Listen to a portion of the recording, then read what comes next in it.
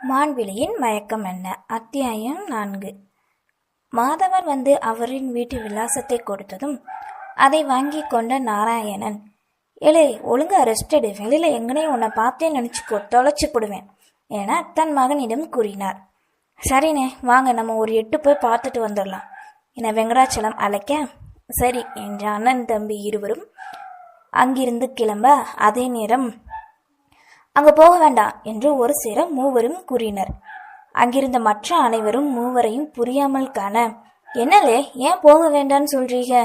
நாராயணன் கேட்க, "அது வந்து ஐயா, போக வேண்டான்னு சொல்ல வரல, நானும் உங்க கூட வர்றேன்னு சொல்ல வந்தேன்" தனஞ்சலியன் கூறி சமாளித்தான்.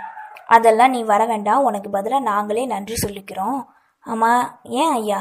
"செல்வா, நீங்க 2 பேரும் ஏன் வேண்டான்னு சொன்னீங்க?" சந்தேகமாய் கேட்க, இருவரும் ஒருவரை ஒருவர் பார்த்து கொண்டனர். "அக்கா, அன்னைக்கு நான் சொன்னேன்ல, ஏதோ மறைக்கிறாங்கன்னு, ஒருவேளை அதுவா இருக்குமோ?" வித்யா மெல்ல இந்துமதியின் காதில் கூறினாள். "அமைதியாயிரு" வித்யா மிரட்ட, அவளோ உதட்டை சொல்லிட்டு கொண்டாள். இதற்கு மேல் எதுவும் மறைக்க முடியாது என நினைத்த செல்வா, "பெரியய்யா, என்னை மன்னிச்சிருங்க" என்றவாறு வேகமாய் வந்து நாராயணன் காலில் விழுந்தான்.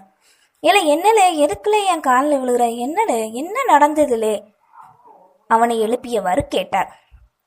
மெல்ல தலை குனிந்து நின்ற செல்வா, "பெரியய்யா, அது வந்து தம்பி ஆக்சிடென்ட் ஆன அன்னைக்கு ஒரு கோவத்தில் நானும் நம்ம ஆளுகளும் போய் அவளை 2 தட்டு தட்டிட்டோம்" என்க, அடுத்த நொடி அவன் கன்னத்தை பதம் பார்த்தார்.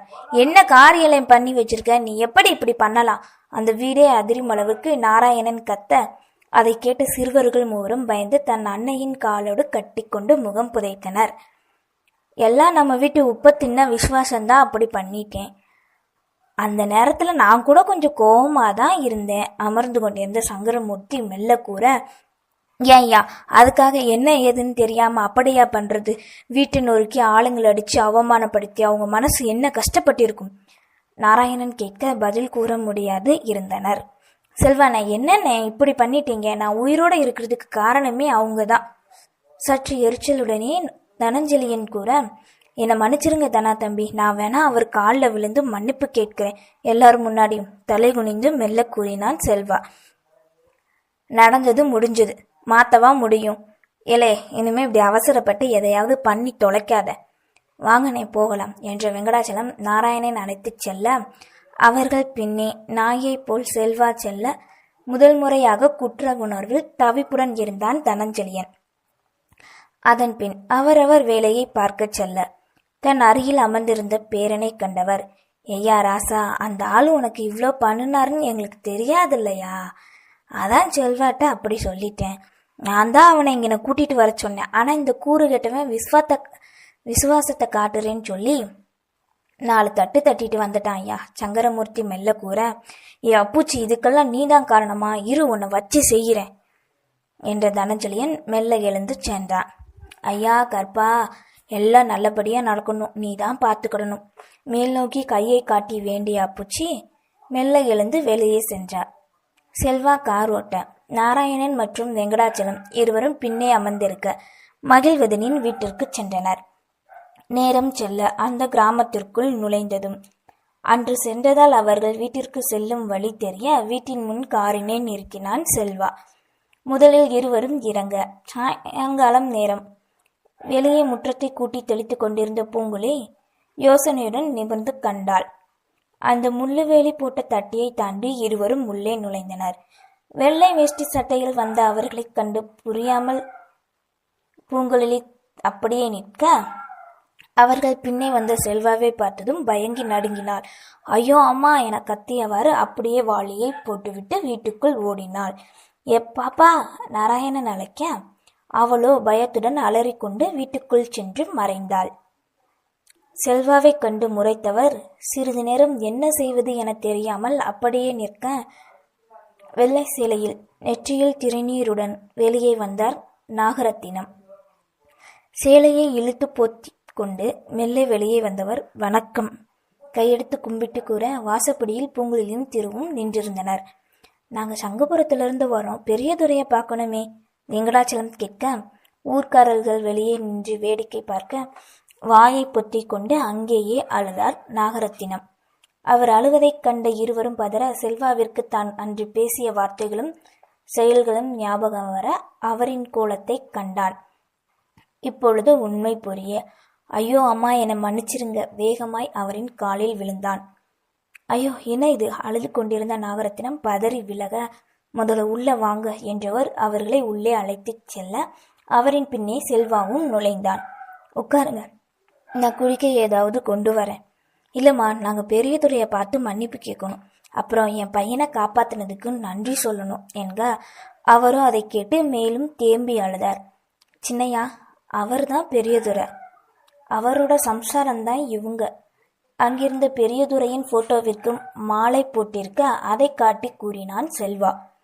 அதை கண்டவருக்கு அனைத்தும் புரிய, எத்தனை பெரிய கொடிய பாவச் செயலை தன் குடும்பம் இவர்களுக்கு செய்திருக்கிறோம் என்பது புரிய கையெடுத்து நாகரத்தினிடம் இருவரும் மன்னிப்பு வேண்டினர். எங்களுக்கு இந்த விஷயமே தெரியாதுமா, எங்களால தானே இப்போ உங்க குடும்பத்துக்கு இந்த நிலைமை. வெங்கடாச்சலம் பரிதவிப்புடன் கூற, அவர் விதி முடியணும் இருந்திருக்கு, அதான் நெஞ்சுவலின்னு சொல்லி எங்களை எல்லாம் விட்டு போயிட்டாரு. போனவர் எங்களையும் கூட்டிட்டு போனா சந்தோஷமா இருந்திருக்கும். எங்களுக்கு யாரும் இல்லாத இந்த உலகத்துல 3 பிள்ளைகளையும் என்னையும் இப்படி தனியா தவிக்க விட்டுட்டு போயிட்டாரே தாவி மனுஷன் என விசும்பியவாறு நாகரத்தினம் புலம்ப பதில் கூற முடியாமல் நின்றிருந்தனர்.